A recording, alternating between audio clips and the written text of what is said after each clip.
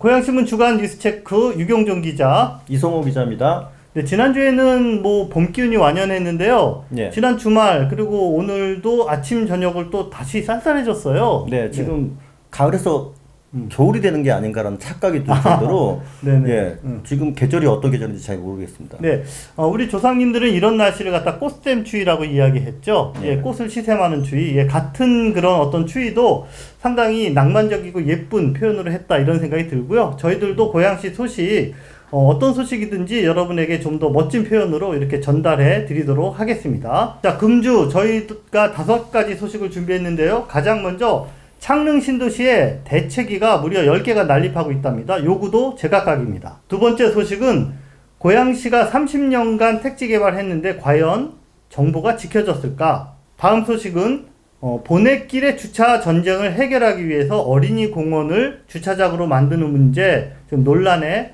도마 위에 올랐습니다. 김수환 고양시 의원이 민주당을 탈당했다고 합니다. 이유가 뭔지 알아보겠습니다. 마지막으로 산왕산이 불법 벌목으로 몸살을 앓고 있다. 이렇게 5가지 소식 전해드리겠습니다. 네, 첫 번째 소식은 역시 창릉 신도시 얘기 안 할 수가 없는데 창릉 신도시의 대체기가 굉장히 많죠. 대체기 얘기 이번 소식 전해주시죠. LH가 대규모 택지 개발을 추진하면 자연스럽게 수용지역 주민들이 권익을 이제 지켜내기 위해서 주민 대책이라는 게 만들어지거든요. 자, 창릉 신도시의 주민 대책이 과연 몇 개나 될까요? 정답은 지금 파악된 것만 10개가 됩니다. 파악된 것만 10개. 네. 사진에서 보시는 것처럼 이 10개의 대책위는 구성원들의 어떤 성격도 그리고 또 요구도 제각각입니다. 그래서 이번 주 고양신문 일면 기사에서는 각양각색의 주장들을 저희가 한번 정리를 해보았습니다. 이제 이분들이 오래 전부터 창릉의 땅을 이제 소유하고 계셨던 소위 말하는 원주민들일 텐데 원주민들이 어떤 목소리를 내고 있는 거죠? 네, 원주민들의 가장 큰 불만은 예상하시겠지만 토지 보상 가격이 기대에 미치지 못한다라는 것입니다. 왜냐? 개발지역 주변의 땅값이 신도시 개발계획 발표 이후에 이미 2~3배로 뛰었기 때문입니다. 자, 그렇기 때문에 토지보상 수용이 되어서 보상금을 받으면 원래 가지고 있던 땅의 수용금을 받아서 그거보다 훨씬 적은 땅을 살 수밖에 없다. 그러니까 큰 땅 내주고 작은 땅으로 쫓겨난다라는 게 원주민들의 목소리입니다. 그리고 또 한 가지는 최대 40%까지 내야 하는 양도소득세. 이거 너무 많다. 예. 왜냐면 양도소득세라는 거는 이제 매매를 기반으로 세금을 부과하는 거잖아요. 근데 예. 이거 우리가 팔고 싶어서 파는 거 아니지 그렇죠. 않느냐. 예. 국가에서 강제로 수용을 하는데 거기다가 양도소득세도 가져가니 이거 너무하는 거 아니냐라는 게 원주민들의 기본적인 목소리입니다. 네, 그런데 뉴스를 접하기로는 창릉 신도시로 투기꾼들이 몰려서 또는 LH 직원이 직접 투기해서 이득을 그렇게 챙겨갔다. 네네. 그런 뉴스인데 지금 들어보면은 원주민들 말로는 그게 아니라는 얘기인데 네. 투기꾼들은 그러면 어떻게 이득을 보는 거예요? 요게 이제 토지 보상이 소위 이렇게 로또다 이런 이야기들이 많은데 자, 이건 어떤 측면이냐 하면은 토지 보상이랑 같이 협의 양도인 택지 또는 아파트 입주권 이런 게 주어지거든요. 지난주에도 말씀드렸죠. 예. 1000제곱미터의 땅이면은 요게 한 장이 나와요. 네, 딱지 한 장 나오죠. 네, 맞습니다. 입주권이죠, 그게. 네네. 예. 요거를 받으면은 거기다가 이제 건물을 지어서 그 이익을 얻거나 아니면 아파트 입주권을 얻어서 거기서 시세 차익을 얻거나 예. 그거를 노리는 거거든요. 예. 자, 그런데 문제는 이거는 자금 여력이 있는 사람에게 해당하는 얘기다라는 거예요. 앞에서 말씀드린 그런 이제 대대로 그냥 농사 짓던 또 입주권이 나오지 못하는 그런 규모의 땅을 가진 분들에게는 전혀 해당이 안 되고 또 이게 나오더라도 이분들이 보상비로 다른 데로 이주하고 나서 그거를 활용하려면 추가로 대출을 받거나 빚을 지거나 뭐 이래야 되거든요. 예. 그렇기 때문에 일부 그런 이제 입주민들은 국가에서 멀쩡히 잘 살던 사람을 빚쟁이로 만드는 그런 수용이다. 그래서 일부 대책위는 실제로 아직까지도 그 창릉 신도시 전면 철회를 주장하고 있는 대책위도 있습니다. 그러니까 말로만이 아니고 진짜 철회해라라고 그분들은 그렇게 요구를 하고 있어요. 자금력이 되시는 분들, 그러니까 간신히 농사만 짓고 살았던 분들한테는 이게 로또가 절대 아니다. 그럼요. 예, 투자의 기회가 되는 거고. 예, 오히려 반대다 이렇게 말씀하고 계신 것. 이번 LH 사태로 토지 보상 절차가 또 늦어질까봐 오히려 개발이 잘 돼야 되는데 늦어질까봐 고민하시는 분들도 꽤 있죠. 네, 당연히 그런 우려도 표출되고 있습니다. 앞서 말씀드린 대로 상대적으로 땅을 많이 보유했거나 또는 어떤 경제적인 여력이 있어서 본인들만의 투자 계획을 딱 가지고 있었던 분들은 이게 늦어지면 늦어질수록 손해거든요. 예. 그렇기 때문에 이들은 LH가 뭐 신도시 사업에서 손 떼야 된다. 지금 국민 여론이 뭐 그런 이야기도 나오잖아요. 그거 절대 안 된다. 이 사업을 끝까지 LH가 책임지고 원래 계획대로 신속하고 원만하게 진행되기를 요구한다. 이런 입장을 밝히고 있습니다. 예. 철회해라라는 목소리도 있고 빨리 해라라는 목소리도 있고 입장에 따라 다 다른 거죠. 가지각색인데 네. 또 하나의 목소리가 또 있을 것 같아요. 토지주들과는 별개로 거기 또 기업인들도 있잖아요. 네, 거기 네. 기업인들끼리 또 뭉친 그런 이제 단체가 있을 텐데. 저희가 취재하면서 좀 새롭게 주목을 하게 된 사실인데요. 창릉 신도시 하면 일반적으로 농경지만 거의 다 있다라고 저희는 생각을 했는데 예. 취재를 해보니까 수용지구 내에 뭐 물류, 유통, 제조, 화훼 예. 사업체가 무려 500개가 넘더라라는 예. 겁니다. 자, 그리고 또 하나 중요한 거는 이분들이 거의 다 영세 사업자들인데 예. 많은 분들이 그 주변에서 이미 한 20년 전부터 개발이 된 은평지구, 지축지구, 향동지구 이런 데서 사업을 하다가 거기서 밀려나서 이쪽으로 오신 분들이에요. 그렇죠. 그쪽이 개발되다 보니까 밀려난 곳이 이쪽인데 그렇죠. 다시 또 이쪽이 개발된다고 하니 네. 쫓겨나게 되는 또 것이죠. 가니까 이거 겨우 사업하려고 자리 잡아놓으니까 또 쫓겨나서 너무 힘들다. 그래서 이분들의 가장 큰 요구는 한마디로 먼저 이주 대책을 마련해 줘라. 그 다음에 철거를 해야 된다. 왜냐하면 이분들은 보상 가격이 얼마냐 보다도 자기들의 사업이 지속적으로 연속되는 게 가장 중요하기 때문에 선 이주 대책 후 철거를 요구하고 있습니다. 예, 토지주뿐만 아니고 이렇게 기업인들에 대한 대책까지도 예, 정부가 다방면으로 신경을 써야 될 것 같습니다. 자, 이번에도 창릉 신도시 LH 직원 투기 의혹과 관련된 님께서 오래간만에 기자 수첩을 쓰셨네요. 네, 기자 수첩 내용은 30년간 창릉의 5배가 택지 개발됐다. 고양시 얘기입니다. 고양시가 창릉의 5배가 택지 개발이 됐는데 그동안 개발 정보가 지켜졌겠느냐 이제 이런 물음표를 달아봤어요. 이제 고양시가 어떤 도시인지를 좀 살펴볼 필요가 있습니다. 고양시는 일산 신도시 이전에는 고양군이었습니다. 군 인구가 24만이었죠. 네. 근데 지금 인구는 108만. 경기도에서 첫 번째, 두 번째 가는 도시가 됐는데 30년 동안 이렇게 84만 명이 늘었는데 그 늘어난 인구가 다 어디 사느냐? 정부가 택지 개발한 아파트에 살고 있는 거예요. 결국은 네. 100만 가까이 되는 인구가 LH주도 택지 개발에 지금 다 이제 입주를 한 것이죠. 자, 그러면은 고양시에서 진행된 대규모 택지 개발 어떤 순서로 진행됐는지 한번 좀 되돌아서 네. 짚어주시죠. 이제 택지 개발의 순서를 한번 읊어볼게요. 일산 신도시가 첫 번째, 그 다음에 화정지구, 그리고 중산, 탄현, 행신, 삼송, 향동, 지축. 예, 지축이 이제 가장 최근이고요. 네. 또 앞으로 이제 개발해야 될 곳이 장항 행복주택이 있고요. 일산에는. 그다음에 덕양에 창릉 3기 신도시가 있는 것이죠. 뭐 1기 신도시는 일산만 1기 신도시 이렇게 붙였고 창릉은 3기 신도시 붙였는데 그 중간에 한 6, 7개가 되지 않습니까? 고양시에만 해도. 근데 네. 거기가 다 뭐 2기, 3기 신도시라는 이름은 없었죠. 근데 그런 이름이 없었던 것 뿐이지 실제로는 창릉 신도시처럼 LH가 국가가 딱 지정해가지고 창릉하고 똑같이 보상 절차가 이루어졌던 것입니다. 강제 수용이죠. 규모도 뭐 그 정도의 큰 규모가 되는 거고요. 예, 매번. 그렇죠. 결국은 고양시에 다 해보니까 공공택지 개발이 1,200만 평이 됐어요. 아, 예. 예, 일산 신도시까지 다 포함해서요.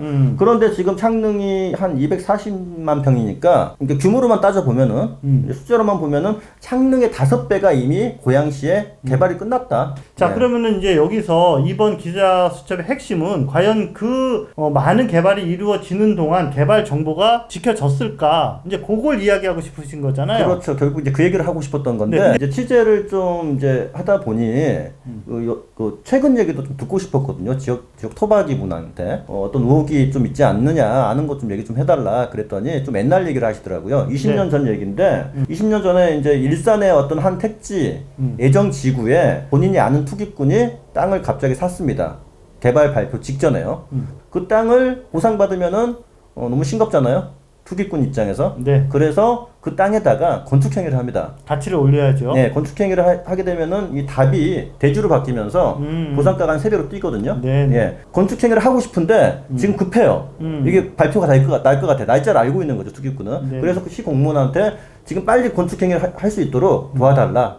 술도 먹이고 룸사롱도 가고 뭐 룸사롱 어디 갔냐 물어보니까 연신내 원정 숨어서 다니는 거죠. 다녀서 건축행위까지 다 해놓은 다음에 보상을 딱 받는 것이죠. 지금 말씀하신 내용이 이게 예. 뭐 카더라는 뭐 여기저기 떠돌아 다닐 텐데 예. 어느 정도 신뢰할 만한 이야기이고 또 그 공무원이 누구다라고도 특정할 수 있는 뭐 예. 그런 수준의 정보인가요? 예. 그 제보자가 공무원 이름까지도 알고 그다음에 그 투기꾼하고도 직접 대면에서 직접 들은 얘기고 아, 예. 공무원이 누군지 한번 확인해 봤어요. 네. 확인해 보니까 불과 2, 3년 전에 정년퇴직을 하신 분이더라고요. 아, 예. 평판이 나쁘지 않은 공무원이에요. 그러니까 화근에 보면은. 그러니까 네. 그만큼 약간 만연하지 않았느냐, 그 시대에는. 네네. 예. 그것이 과연 그 한 건이었겠느냐. 자, 그러니까 다시 한번 철저히 보다 좀 디테일하게 조사를 해볼 필요가 있겠다. 그래서 모든 시민들의 의혹을 좀 해소할 필요가 있겠다. 예, 그렇게 말씀을 드리겠습니다. 자, 이번에는 보넷길 주차 전쟁 이야기를 좀 들려드리겠습니다. 자, 단순히 맛만 있는 게 아니라 분위기도 좋고 사진도 잘 나오는 이런 집들을 이제 젊은 분들이 찾아다니면서 또 그런 집들이 이렇게 모여있는 어떤 거리, 네. 이런 데가 뜨는 거거든요. 고양시에 이제 그런 데가 바로 대표적인 데가 보넷길이라는 데인데요. SNS를 전혀 안 하시면서도 그런 거 아시대요. 감사합니다. 네. 네. 일산에 암센터가 있지 않습니까? 국립암센터. 네. 국립암센터 맞은편에 그 이제 주택가가 있어요. 네. 굉장히 촘촘한 주택가인데 그 풍산역하고 암센터 사이 주택가에 보넷길이라고 뭐 서울에서 굉장히 젊은이들이 많이 오고 그 앤틱 가구를 좋아하시는 40, 50대 주부들도 전국에서 찾아오는 그런 네. 거리입니다. 이게 이제 조금 문제점이 생겼어요. 사람들이 너무 많이 몰려오다 보니까요. 이제 가장 큰 게 주차 문제입니다. 거기가 그러니까 2, 3층 이런 데는 다 그 거주하는 집이고 그렇죠. 1층이 이제 상가인데 상가 찾아오는 사람들이 다 차 끌고 오니까 골목마다 주차하는 게 전쟁이 되겠네요. 골목마다 주차 전쟁이 있다 보니까 거기 사는 주민들하고 상가 사장님들 또는 손님들끼리 이제 막 신경전을 벌이고 싸우기도 하고 그러는 거예요. 보니까 평일 낮에 한 오후 2시쯤에 가봤거든요. 네. 화요일에 갔었는데 한 10분을 뱅글뱅글 돌았어요. 주차 문제를 좀 해결해 보자라고 그래서 고양시에서도 좀 나서고 뭐 네. 이래가지고 결국은 이제 아이디어 나온 게 공영주차장을 좀 만들어 보자. 그 자리가 어디냐 하면은 그 사진에서 보시면은 이게 지도거든요. 보넷길 지도. 그 가운데 이렇게 녹색으로 돼 있는 부분이 이게 공원이에요. 그 공원에 있는 그 운동장에다 주차장을 만들자. 이제 그런 아이디어가 나온 거죠. 네. 또 위성사진을 한번 보실게요. 위성사진을 보시면은 한가운데 운동장에 딱 떡하니 있습니다. 그 운동장이 바로 주차장 자리라고 예정된 그 자리예요. 거기가 근데 문제가 뭐냐면요. 네. 공원이 담가시 공원인데 어린이 공원으로 지정돼 있습니다. 아, 예. 하필 또 이제 어린이 공원이고 또 어린이 공원이다 보니까 운동장이 있어요. 축구장에. 축구장이 있고 축구 골대가 있는데 사진을 보시면 아시겠지만은 이 축구장에서 애들이 뭐 계절 가리지 않고 여자애 남자애 가리지 않고 축구를 하고 있어요. 학부모들이랑 같이. 그러다 보니까 학부모들이 이 축구장을 없애고 주차장을 만든다고? 주차장 만드는 거 반대하지 않아. 하지만은 공원을 건드는 건 우리는 참을 수 없다. 지금 이렇게 나서고 있습니다. 그 공원을 이용하시는 분들 또는 예. 뭐 공원을 그다지 이용 안 하는 분들 그리고 또 가게 주인분들 또 건물주분들 입장마다 이게 의견이 많이 대립을 할 것 같은데요. 자, 시는 이거 어떻게 풀어나갈 생각인가요? 예, 우선 뭐 상가 주민들은 주차장을 어떻게든 해달라고 바라고 있는데 일부 학부모들이 반대하고 있다 보니까 시도 원래 이제 요걸 올해 진행하려고 올해 연말까지 공사를 끝내려고 용역 예산까지 다 이제 마련해놨거든요. 본예산에. 근데 지금은 민원이 좀 들어오다 보니까 한 발 물러서 있고요. 아직 지금 주민 공청회라든가 그런 게 전혀 없었기 때문에 시민들이 오히려 더 강력하게 반발해서 더 분노했었죠. 왜 몰래 하느냐.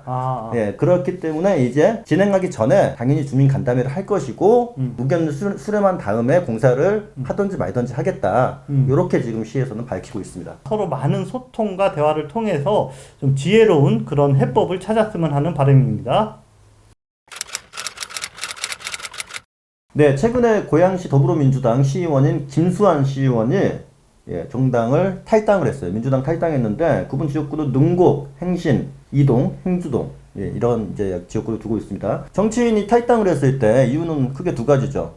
정치적인 이유, 당을 바꾸는 정치적인 이유, 또 한 가지는 사생활에 어떤 문제가 있어서 두 가지 중에 어떤 이유에서 인지 궁금한데요. 지금까지 밝혀진 내용을 그냥 팩트 중심으로만 짧게 설명을 해드리면 최근 더불어민주당 경기도당에 김수현 의원과 관련된 탄원서가 한 장이 접수가 됐답니다. 자, 탄원서 내용에 대해서 자체 조사를 받던 중에 김수현 의원이 스스로 탈단계를 냈다. 자, 여기까지 확실히 확인이 된 거고요. 김수현 의원과 관련된 탄원서 내용이 과연 무엇이냐, 이게 이제 관심인데, 지역 정치권의 이야기를 저희가 좀 종합해 보니까 김수현 의원이 자신의 지역구 어떤 여성 유권자에게 모종의 사업을 제안했고, 또 그 여성 유권자와 관련된 문제로 가정 불화의 원인을 제공해서 이혼에 이르게 했다. 네, 이런 의혹을 지금 받고 있다라고 합니다.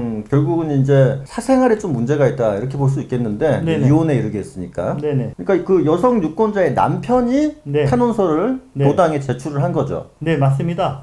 더불어민주당 경기도당은 그 내용은 확인해주지 않았어요. 그러나 김 의원에 대한 요 탄원서 내용을 윤리심판원에 제소 여부를 심사 중이다. 이제 그렇게만 그냥 밝혔습니다. 네, 하지만 김수현 의원은 고양신문 기자랑 통화해서 시중에서 떠도는 이야기와는 나는 무관하다. 구체적인 내용은 나중에 이야기하고 싶다라는, 네, 뭐 그냥 어떻게 보면 그냥 당연한, 네, 그런 대답을 좀 했습니다. 쉽게 보면은 뭐 시원이 바람 피워서 그냥 탈당한 거 아니야? 뭐 이렇게 볼 수 있죠. 볼 수 있는데 그게 아니고, 이것은 모종의 이권이 관련된 이제 이런 문제로 확대될 가능성이 충분히 있다. 왜냐면 이권을 챙겨줬기 때문에요. 그 여성분한테. 추가적인 내용을 좀 확인해 볼 필요가 있을 것 같아서요. 저희가 추가로 또 취재를 더 하고 내용이 나오면 기사화하겠습니다.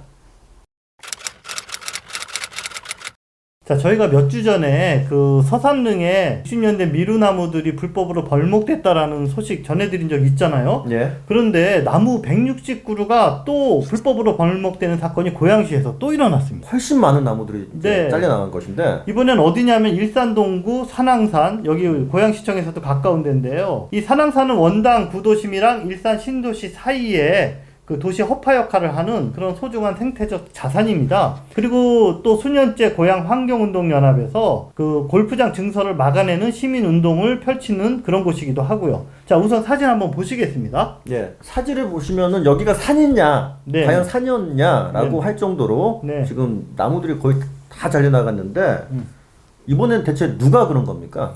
네, 환경운동연합에 연락을 받고 일산 동구청이 조사를 해보니까, 네, 네. 산 주인이 그런 거예요. 예, 산 주인 이모 씨가 30년 이상 된 소나무 160그루를 무단으로 베어버린 것입니다. 아, 주인이 그랬다. 네네. 이 일산 동구청은 이 이모 씨를 산림자원관리법 그리고 그린벨트법으로 일산 동부경찰서에 지금 현재 고발 조치했습니다. 산왕산이 뭐 저기 골프장으로 몸살을 앓고 있었는데, 그냥 이렇게 산림이 훼손된 사례가 이번이 처음이 아니라고요? 고양 환경운동연합 측은 이번 사건 외에도 산왕산 곳곳에서 크고 작은 산림 훼손 사례가 반복적으로 일어나고 있다. 자, 특히 사진에서 보시는 것처럼 이렇게 묘들이 새로 만들어졌는데 예. 뭐 비석도 없고 저게 진짜 묘인지 의심스러운 가짜 묘 같다라는 겁니다.